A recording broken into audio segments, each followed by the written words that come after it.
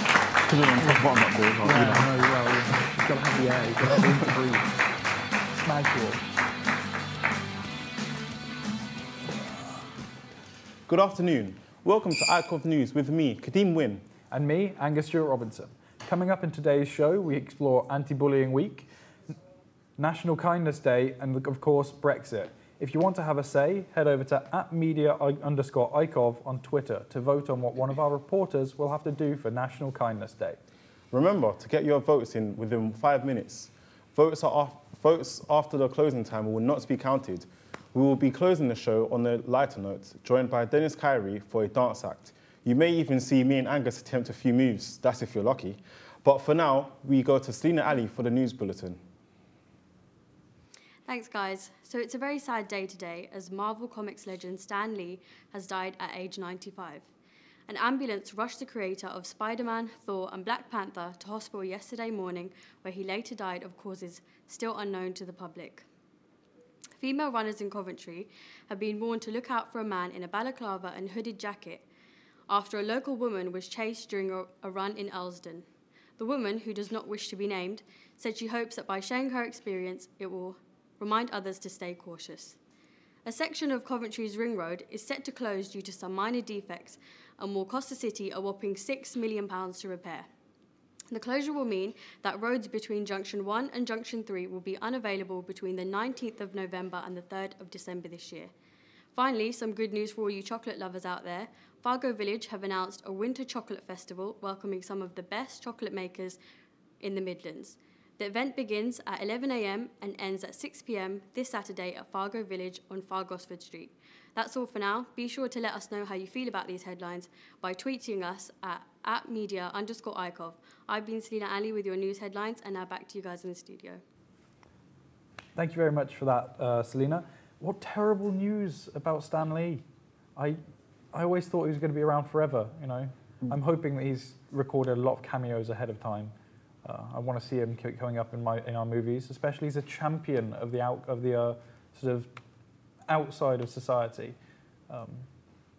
Yeah, you know, he's sort of helped people who struggle with bullying throughout his entire life. You know. Yeah, which leads us to our first section for today. It's Anti-Bullying Week. For me, I was never bullied as a child. I was more teased. What about you, Angus? I want to admit that I was sort of bullied, especially in primary school. Secondary school, I tended to be, say, in the library. I was a librarian. But when I look back on my behaviour, I think I was probably the one doing the bullying, to be honest. So you admit that you were the bully? Tentatively, yes. Well, there you have it. Angus has admitted he's a bully. There's no going back from that. Well, I can try. We sent reporter Seashell Yanda to learn more about how bullying affects victims. In an investigation, she managed to get an interview with the founder of a social enterprise, This Is Me. Let's see more from Seashell herself. Bullying is a very common issue happening mostly in secondary school, with the majority of victims not able to talk out or speak up about their experiences. I'm joined with Sophie Wallace, who's going to speak, based on Anti-Bullying Week, about her experience. Sophie, would you like to just tell us a little bit about your experience of bullying? Yeah, I kind of experienced a couple of forms. Fortunately, it was never too awful, but like I would get a lot of the gender-based ones, so go, oh, why are you interested in this? It's not for girls. And even got to the point at sixth form where, despite being in a female majority class for my A-level politics, it was made clear by certain people that I wasn't welcome. I think Anti-Bullying Week means a chance to call out all forms of bullying, not just your traditional kids kind of pushing each other in the playground sort of thing, but bullying that happens at every walk of life to all genders, all races, and it's a chance to call it out and to highlight potentially some lesser known areas of bullying, because, for example, with certain things that people would say to me about being Indian, some of that I consider hurtful, but people might not have noticed.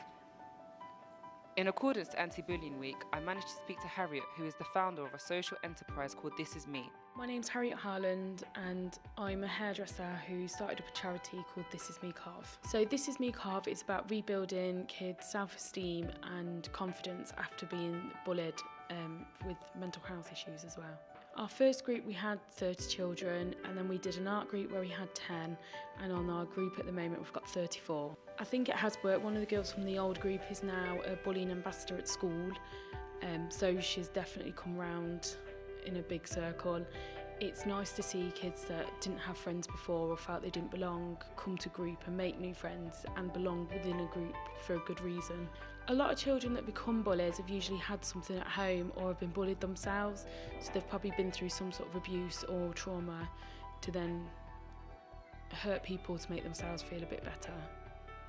At the moment we only focus on the victims just because I feel this is the best place to start to help them rebuild their confidence and self-esteem and their mental health, because some of them have tried to commit suicide and things, whereas the bullies, I think that should be the schools to deal with and different companies and the police. For Anti-Bullying Week we've released a film that was inspired by one of the girls' drawings of how she feels, and it's about the demons within telling her to hurt herself because no one likes her.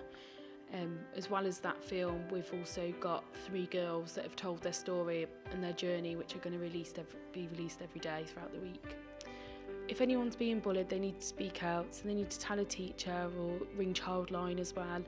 There's also websites that you can go on, or you can come and speak to us at This Is Me Carve on Facebook, Instagram and Twitter. Wow, that was such a heartfelt piece. I took a lot from that. Angus, what were your thoughts? I have to agree. And it didn't really help me with my feeling that I might have bullied people in the past, though. But moving on to Brexit straight away. You want to take? Yeah, with the close relation to Brexit on Saturday, citizens marched in Coventry against racism. The organisation Unite Against Fascism planned the event as pro-Brexiters marched this weekend. Reporter Angela Crocker spoke to someone from the march. This Saturday, citizens of Coventry marched together against the war of racism as pro-Brexit marchers went to the city centre, and I spoke to Andy, someone from the march, about why he's here. The Stanley workers, the people from the Caribbean, the people from the Middle East, the people from Eastern Europe and the rest of Europe who've come here and helped us to build this fantastic city. We're here in Coventry today because we heard that there was going to be a supposed pro-Brexit rally, but also take back control, which also talked about mass immigration ruining the country and so forth, and we were a bit worried that the far right might be involved with that. I don't think that's the case, that the far right have been very involved, but they have been supporting Tommy Robinson, who is a well-known supporter of the leader of the English Defence League, and now who's very much involved with other far right groups who are marching on the street. So it's a bit of a mixed thing. They're a very small group of them, and there was a lot more of us than there was of them. So I think we showed them that people of Coventry don't welcome this kind of divisive politics being spread on our streets. This has been Angela Crocker for iCOV News. It's nice to see Coventry is making real progress. There was a lot of diversity in that video we saw from the marchers. Thank you for that, Angela. And today is National Kindness Day. And early in today's show, we asked the viewers to vote on what we should make our reporter, Paige Bradley, do for National Kindness Day. Ah yes, forcing innocent individuals to obey the will of the anonymous masses. I love Kindness Day. I see someone's pumped and fully enjoyed for National Kindness Day. Hopefully Paige has the same excitement as you are, Angus. I believe she's outside somewhere. But for now, polls are now closed and they are out amongst the public and ready to go live. Time to spread the love, Paige.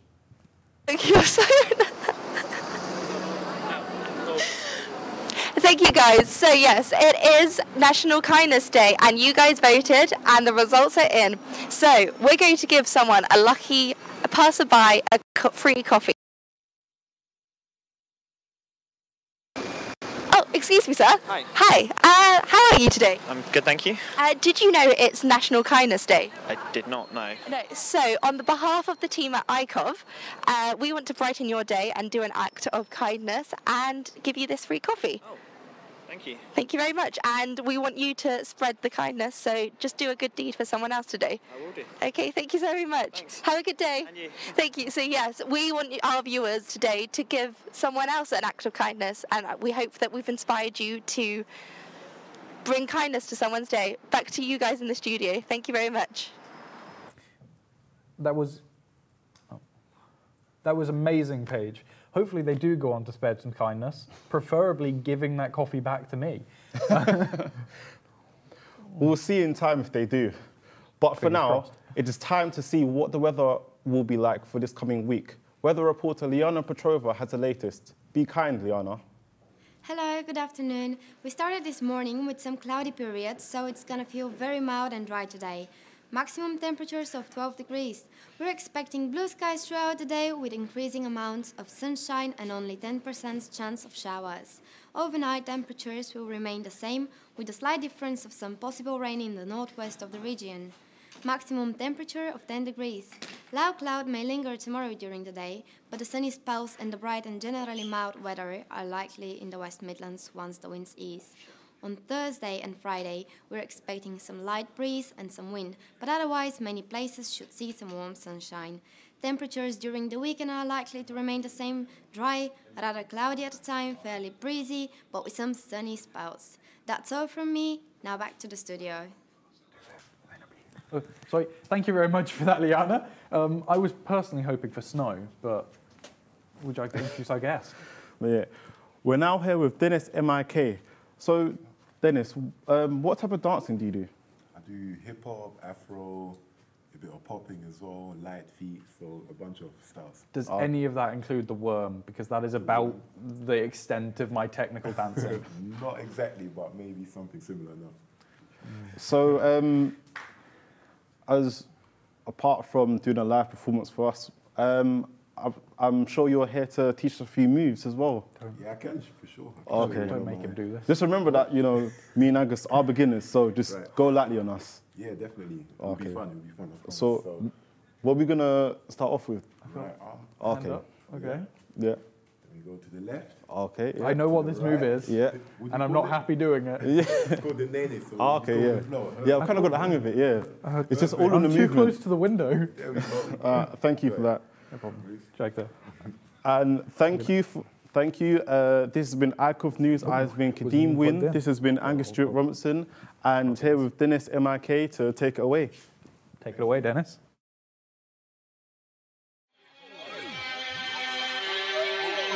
Live boy, let's get it.